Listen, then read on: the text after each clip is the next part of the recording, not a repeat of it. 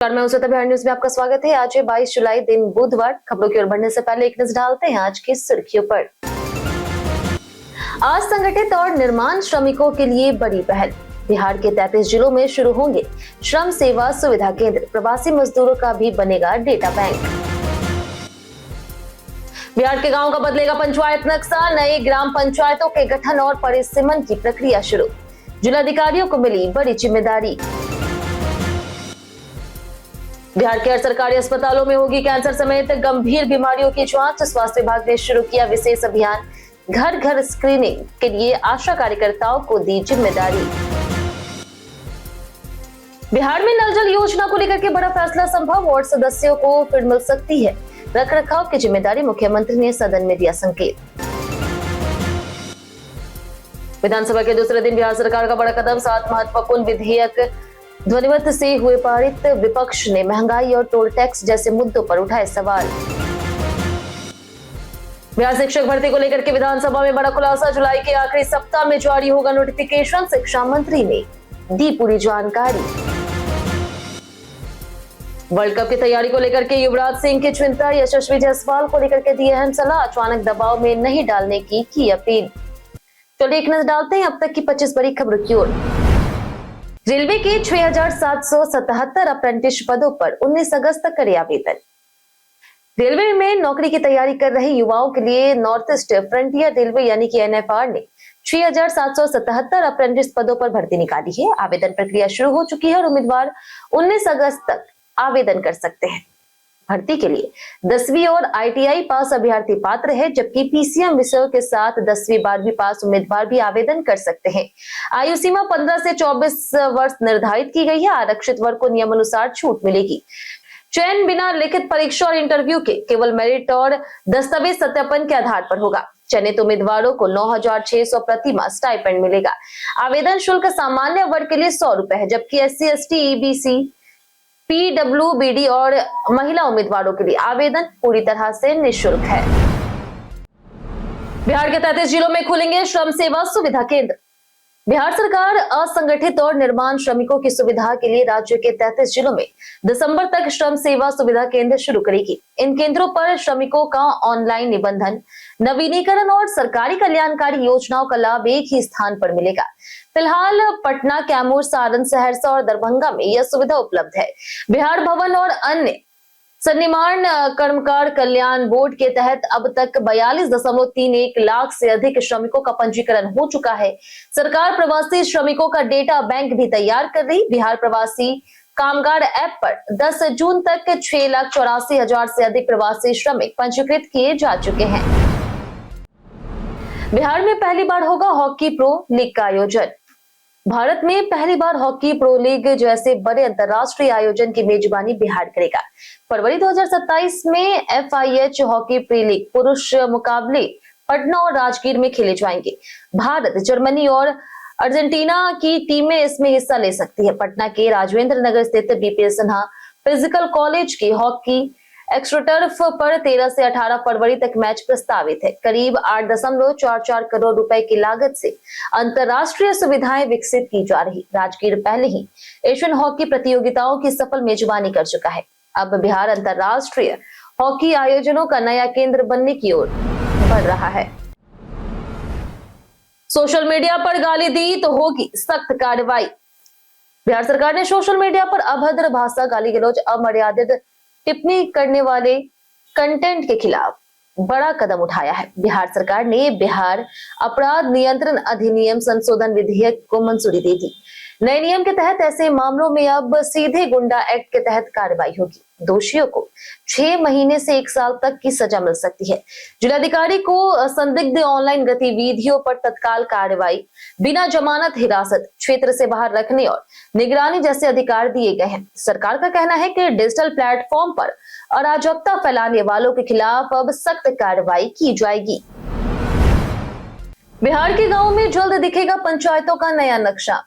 बिहार सरकार ने नए ग्राम पंचायतों के गठन और परिसीमन के लिए जिलाधिकारियों को अधिकृत कर दिया है। पंचायती राज विभाग की अधिसूचना के अनुसार 2011 की जनगणना के आधार पर नई ग्राम पंचायतों का निर्धारण होगा और प्रखंड को इकाई माना जाएगा। गांव का विभाजन केवल आवश्यकता पड़ने पर ही किया जाएगा। एक से अधिक गांव वाली पंचायत का मुख्यालय अधिक आबादी वाले गांव में होगा, लेकिन यदि SC, ST और पिछड़ा वर्ग 50% से अधिक हो तो मुख्यालय उसी गांव में बनेगा जहां इनकी हिस्सेदारी सबसे अधिक होगी।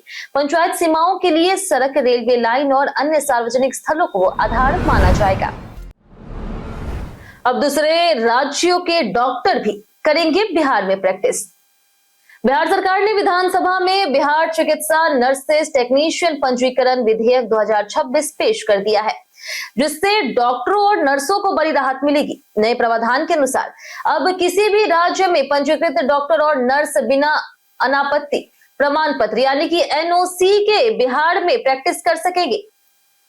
इसी तरह बिहार में भी पंजीकृत स्वास्थ्य कर्मी भी दूसरे राज्य में बिना अतिरिक्त अनुमति काम कर सकेगी। यह व्यवस्था राज्य चिकित्सा परिषद यानी कि SMC और राष्ट्रीय चिकित्सा रजिस्टर यानी कि NMR में पंजीकृत पेशेवरों पर लागू होगी। केंद्र सरकार के निर्देशानुसार किए गए इस बदलाव से देश भर में डॉक्टरों और नर्सों की पेशेवर आवाजाही आसान और तेज होगी। पटना तारामंडल में बनेगा आधुनिक एस्ट्रो पार्क।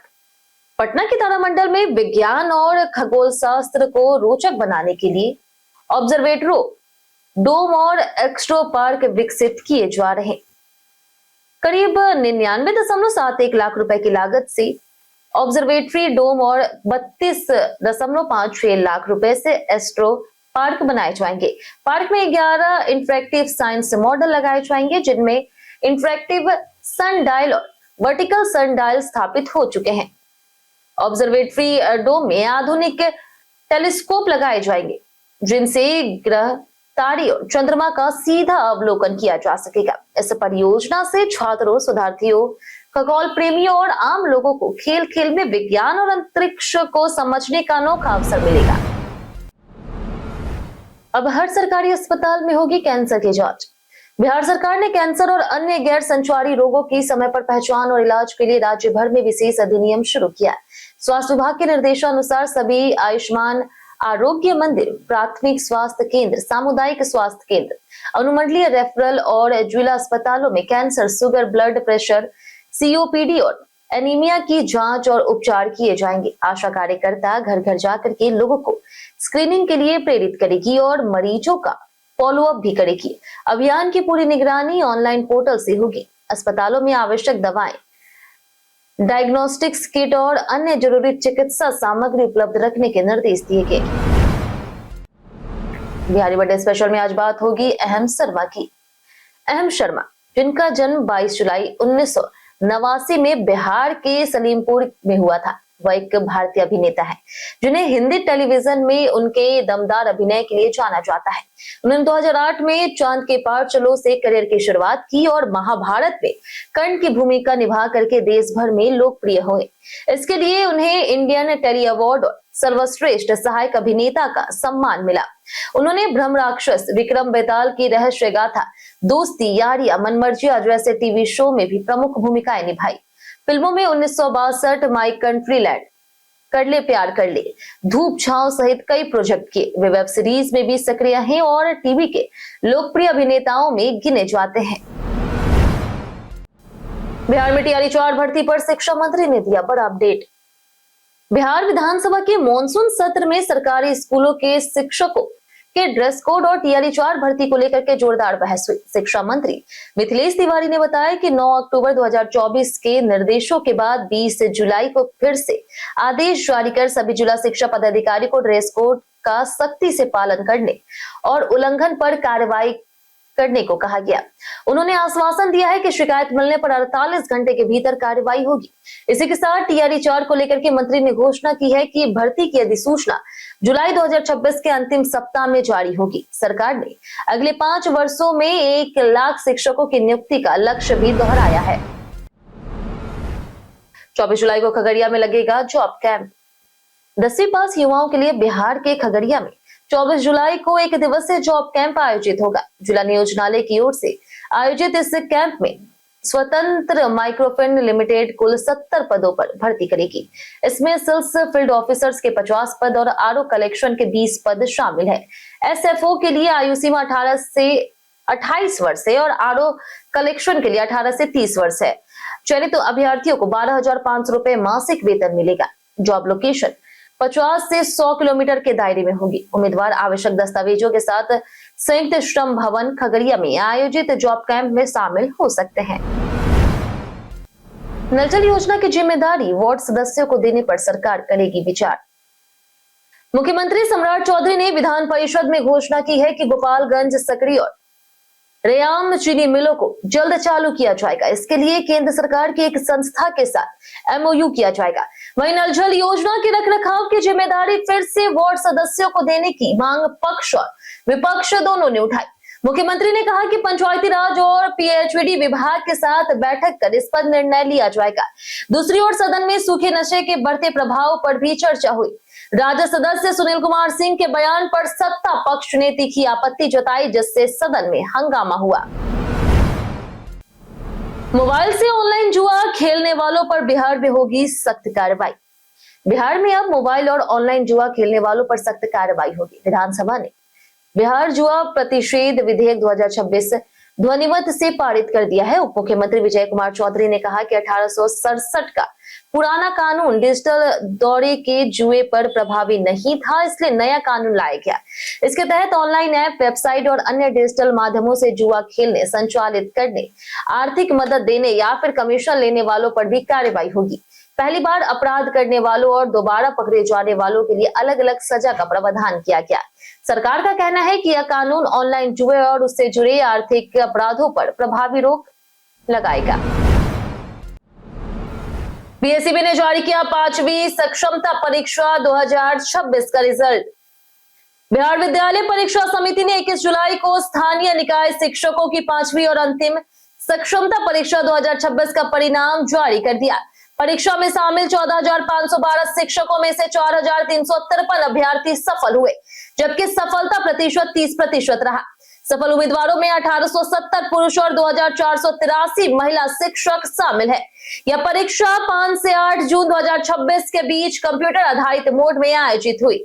शिक्षक अपना परिणाम आवेदन संख्या के माध्यम से बोर्ड की वेबसाइट पर देख सकते हैं। फिलहाल परिणाम प्रोविजनल है और सफल अभ्यर्थियों की आगे काउंसलिंग होगी। पांचों सक्षमता परीक्षाओं को मिलाकर के अब तक 2,71,133 शिक्षक सफल घोषित किए जा चुके हैं।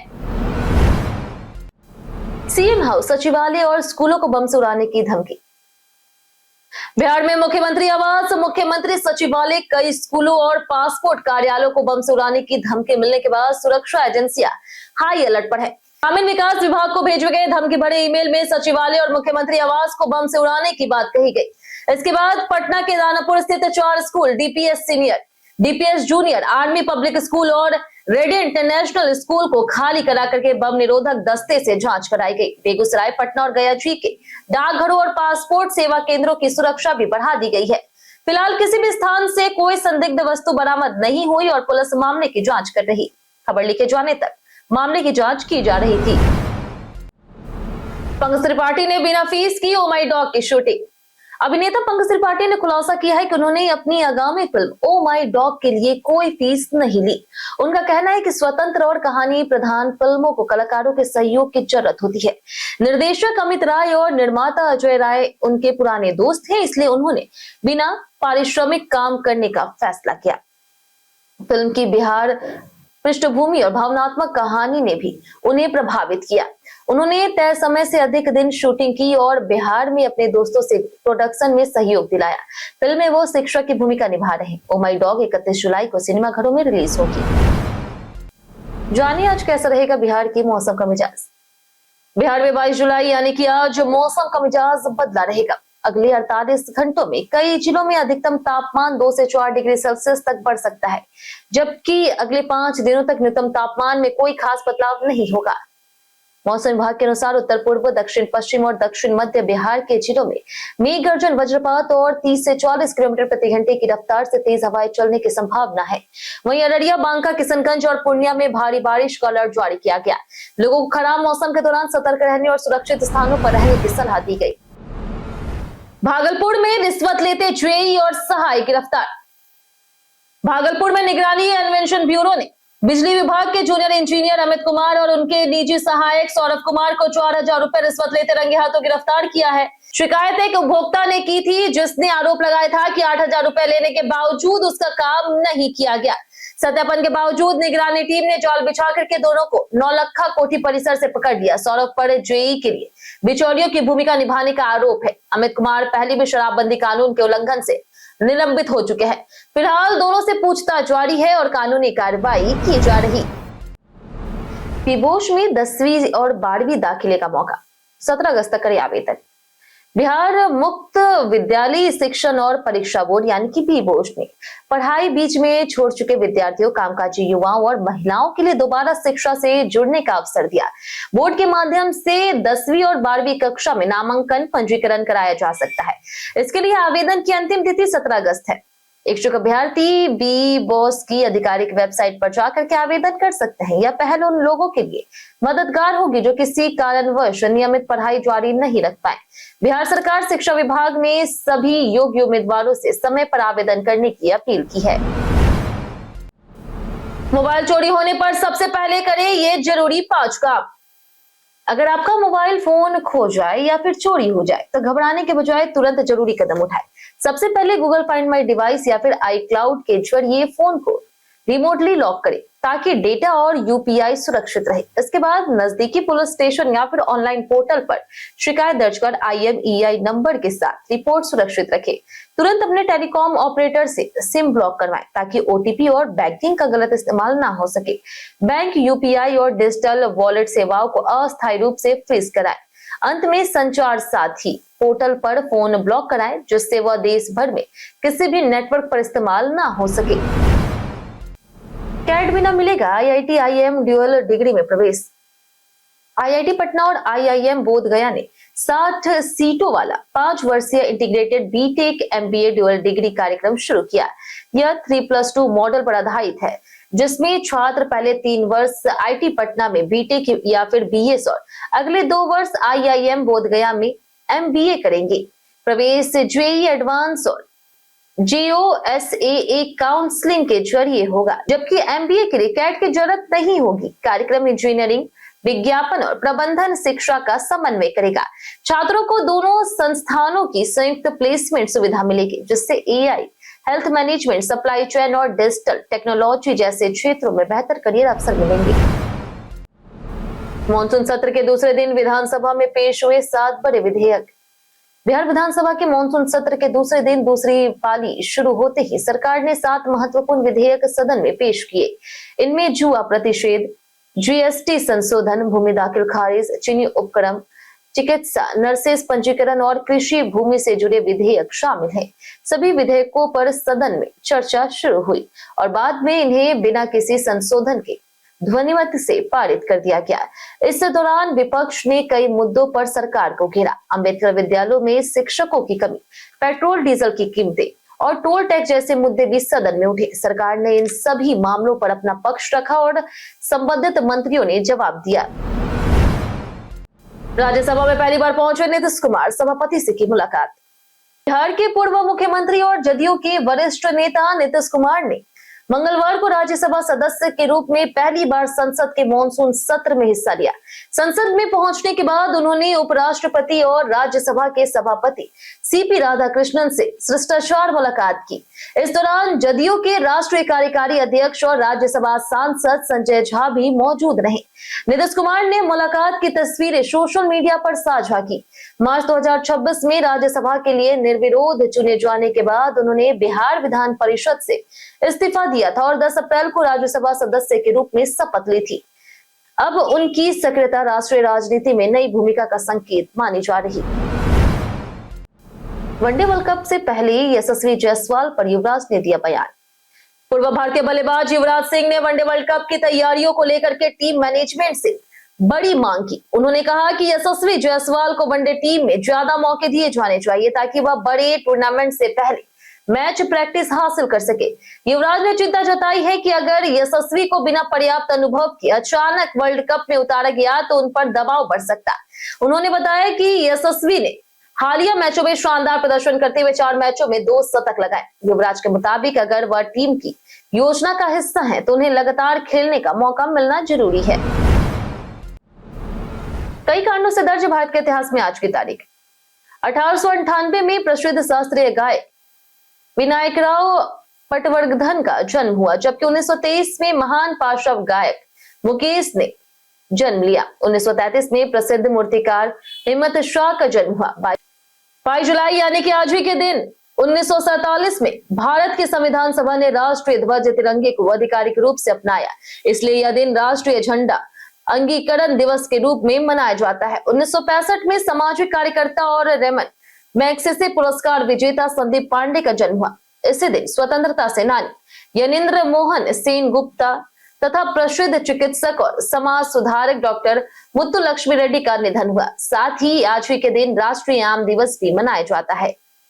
हम प्रतिदिन आपसे 7 ऐसे जरूरी सवाल उसके जवाब बताएंगे जो कि बीपीएससी, बिहार पुलिस दरोगा समेत एसएससी जैसे अन्य प्रतियोगी परीक्षाओं में काम आएंगे। सवाल इतिहास, बिहार पुलिस, विज्ञान, करंट अफेयर्स और भूगोल से रहेंगे। पूछे गए 7 सवाल में आपने कितना सही जवाब दिया हमें कमेंट करके जरूर बताएं। तो हमारा पहला सवाल है, शेरशाह सूरी के मकबरे का डिजाइन किसने तैयार किया था? ऑप्शन ए है उस्ताद अहमद लाहौरी, ऑप्शन बी है उस्ताद ईशा सिराजी, ऑप्शन सी है मेमर सिनान, ऑप्शन डी मीर मोहम्मद अलीवाल खान। हमारा दूसरा सवाल है कि भगवान वाशुपूज्य की सबसे ऊंची प्रतिमा कहां पर स्थित है? ऑप्शन ए है राजगीर, ऑप्शन बी है पावापुरी, ऑप्शन सी है वैशाली, ऑप्शन डी है चंपापुर। इसका सही जवाब है ऑप्शन डी चंपापुर। हमारा तीसरा सवाल है कि पंचायत समिति के सदस्यों का चुनाव कौन करता है? ऑप्शन ए भारत के राष्ट्रपति द्वारा मनोनीत, ऑप्शन बी है पंचायत समिति के अध्यक्ष द्वारा मनोनीत, ऑप्शन सी है जनता द्वारा प्रत्यक्ष निर्वाचित, ऑप्शन डी ब्लॉक विकास अधिकारी द्वारा मनोनीत। इसका सही जवाब है ऑप्शन सी जनता द्वारा सीधे निर्वाचित। हमारा चौथा सवाल है कि Bharat wagon and engineering company किस शहर में स्थित है? Option A Bihar Sharif, option B है सिवान, ऑप्शन सी है दानापुर, ऑप्शन डी है मोकामा। इसका सही जवाब है ऑप्शन डी मोकामा। हमारा पांचवा सवाल है कि बिहार में तासन विकास योजना किस वित्तीय वर्ष में शुरू की गई थी? ऑप्शन ए 2005 से 2006, ऑप्शन बी है 2003 से 2004, ऑप्शन सी है 2007 से 2008, ऑप्शन डी 2012 से 2013। इसका सही जवाब है ऑप्शन डी 2012 से 2013। हमारा छठा सवाल है कि बिहार में लीची उत्पादन के मामले में इनमें से कौन सा जिला सबसे आगे है? ऑप्शन ए है दरभंगा, ऑप्शन बी है मुजफ्फरपुर, ऑप्शन सी है भागलपुर, ऑप्शन डी है पूर्वी चंपारण। इसका सही जवाब है ऑप्शन बी मुजफ्फरपुर। हमारा आखिरी सवाल के अंतरराष्ट्रीय समय रेखा के दोनों समय का अंतर क्या है? ऑप्शन ए है 0 घंटे, ऑप्शन बी है 12 घंटे, ऑप्शन सी है 20 घंटे, ऑप्शन डी है 24 घंटे। इसका सही जवाब है ऑप्शन डी 24 घंटे। बीते दिन हमारे द्वारा पूछे गए सवाल का जवाब आप लोग में से बहुत लोगों ने हमारे कमेंट बॉक्स सेक्शन में लिख कर दिया। जिन्होंने हमारे द्वारा पूछे गए सवाल का जवाब दिया उनके नाम है लक्ष्मी मेहता, रमेश कुमार, अमरजीत कुमार, राकेश मिश्रा, सोनी पासवान, सागर कुमार, रवि मोहन वर्मा, जूही कुमारी, रोशन सिंह, गुड्डू कुमार, संजीव कुमार, जितेंद्र ठाकुर, पुरुषोत्तम कुमार, कृष्णा प्रसाद, राजकिशोर महतो, पवन सिंह, लालचंद्र शाह, अशोक कुमार, सूरज रॉय, श्रीकांत प्रसाद, विनोद शाह, चुन्नू कुमार, राम बाबू दास, मंटू सोनी, खुशबू कुमारी, मनोज दास, राजकुमार, गीता देवी, राजू कुमार, सुमित कुमार, रंजू कुमारी, निरंजन कुमार, निरंजय यादव, संजय कुमार शर्मा, कृष्णा झा, हरेंद्र सिंह, सुशील मंडल, राजीव कुमार, सत्यनारायण सिंह, प्रदीप पंडित, चंदन कुमार, राहुल कुमार, पूनम कुमारी, अमर कुमार, रंजीत मिश्रा, दीपक कुमार, जूही कुमारी, सुशील मंडल, सूरज रॉय और रेखा कुमारी। इसी के साथ बढ़ते हैं आज के सवाल की ओर और आज का सवाल है, बिहार के युवाओं को रोकने के लिए राज्य में क्या बदलाव जरूरी है? आप अपना जवाब हमें हमारे कमेंट सेक्शन में जरूर बताएं। आज के लिए इतना ही। बिहार की तमाम खबरों के साथ बने रहने के लिए देखते रहे बिहारी न्यूज और साथ ही यूट्यूब चैनल पर देखें, चैनल को सब्सक्राइब कर दे और अगर आप फेसबुक पेज पर देखें तो लाइक और फॉलो जरूर करें।